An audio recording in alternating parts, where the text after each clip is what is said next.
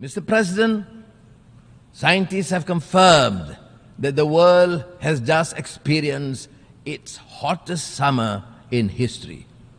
We have heard Secretary General Guterres gravely declare that climate breakdown has begun. Even Malaysia is seeing an increase in adverse impacts of climate change, with increasing temperature, rising sea levels, intensified monsoons, and erratic weather patterns disrupting livelihood and degrading local ecosystems. As such, we have not a moment to lose. Malaysia is doing its part by developing low-carbon and renewable energy roadmaps to implement mitigating and adaptation strategies. The newly launched National Energy Transition Roadmap should aid us in achieving our NDCs as well as lighting the path towards our net zero aspirations.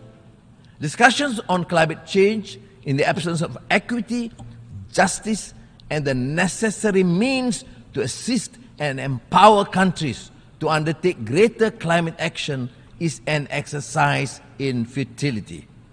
We also urge the developed countries to fulfill their commitment of mobilizing $100 billion a year to support climate ambition endeavours of developing countries, while recognizing that trillions of dollars per annum will be needed in the near future. Mr. President, the 2023 SDG report has confirmed that we are falling behind, with nearly a third of the targets either at the state of inertia or worse, regressing.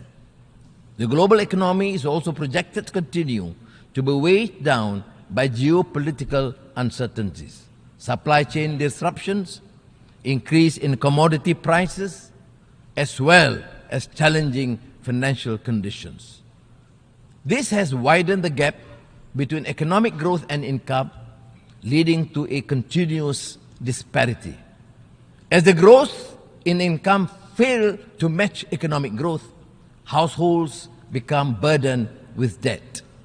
We now have the super rich living side by side with the ultra poor.